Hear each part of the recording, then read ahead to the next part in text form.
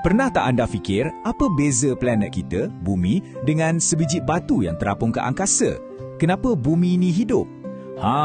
Hari ini kita akan bongkar rahsia di sebalik sistem-sistem yang saling berkaitan yang menjadikan semua ni mungkin. Jawapannya bukan satu benda je. Sebenarnya, ia macam satu tarian yang sangat kompleks. Ada 4 sistem utama yang bekerjasama, saling melengkapi antara satu sama lain dengan begitu sempurna sekali. Okey, jom kita mulakan dengan benda yang paling asas dulu. Apa sebenarnya yang membentuk planet kita ni? Kalau kita tengok, bumi ni memang digelar planet biru kan? Sebabnya 71% permukaannya dilitupi air. Tapi, yang menariknya bukan setakat ada air dan daratan. Kuncinya adalah interaksi antara dua elemen ni.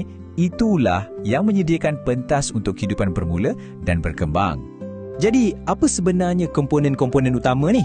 Jom kita kenali 4 sekawan atau 4 sfera yang menjadi tulang belakang kepada planet kita. Yang pertama, kita ada atmosfera. Senang cerita, ia macam selimut gas gergasi yang balut bumi kita. Lapisan inilah yang bagi kita oksigen untuk bernafas, dia kawal suhu supaya tak terlalu panas atau sejuk, dan dialah punca adanya cuaca, hujan, angin, semua tu. Lepas tu, yang kedua, hidrosfera. Hidro ni maksudnya air. Jadi, ini merangkumi semua bentuk air yang ada di bumi.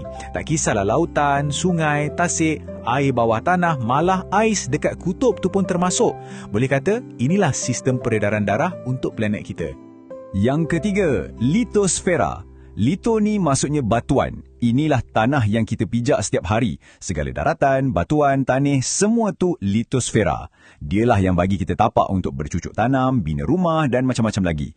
Dan yang terakhir, semestinya biosfera. Bio maksudnya kehidupan. Ini kita lah. Manusia, haiwan, tumbuh-tumbuhan, sampailah ke kuman yang paling kecil. Yang paling best pasal biosfera ni, ia tak wujud sendirian. Ia sebenarnya menumpang dan berinteraksi dalam ketiga-tiga sfera yang kita sebut tadi. Okey, sekarang jom kita zoom in sikit. Kita nak tengok satu hubungan yang sangat-sangat penting, iaitu antara daratan dan hidupan. Macam mana litosfera dan biosfera ni saling memerlukan. Cuba kita bandingkan dua keadaan ni. Sebelah sini, dengan adanya daratan dan tanah yang subur, kehidupan boleh wujud. Ada pertanian, ada habitat. Sebelah sana pula, kalau tak ada litosfera, apa jadi? Gersang, kosong, tak ada apa-apa. Nampak tak betapa pentingnya tanah ni sebagai tapak untuk segala hidupan? Prosesnya macam ni, senang je. Mula-mula kena ada tapak yang stabil, iaitu daratan. Lepas tu, tanah mula terbentuk, penuh dengan nutrien. Bila dah ada tanah, tumbuh-tumbuhan pun bolehlah hidup. Dan bila dah ada tumbuhan, barulah haiwan datang.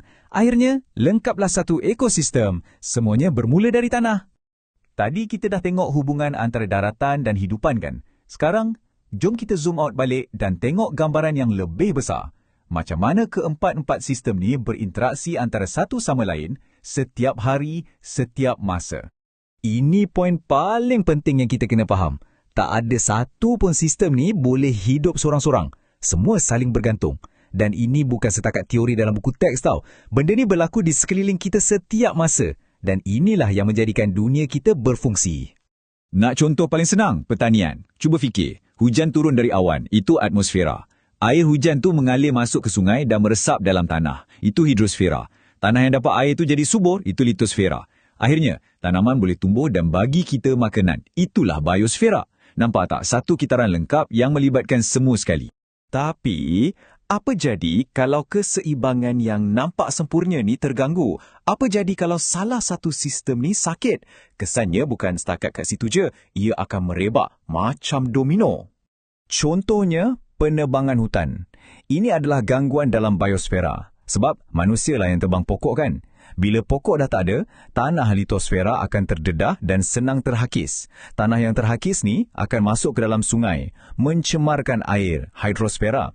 Air sekali, perubahan besar pada muka bumi ni boleh ganggu corak cuaca setempat, atmosfera. Satu tindakan je, tapi habis semua sistem kena tempiasnya. Jadi pengajarannya kat sini jelas. Tak kisahlah gangguan tu berlaku kat udara, air atau darat. Lambat laun, ia pasti akan beri kesan kepada hidupan. Sebabnya mudah. Di planet kita ni, semuanya bersambung. Everything is connected. Sebab itulah bila kita faham semua hubungan ni, ia bukan lagi pasal sains semata-mata. Ia tentang kesedaran. Sedar yang kita ni bukan sekadar penumpang di bumi. Kita adalah sebahagian daripada sistem yang sangat hebat dan kompleks ni. Jadi persoalannya sekarang, apa peranan kita untuk pastikan keseimbangan ini terus terjaga?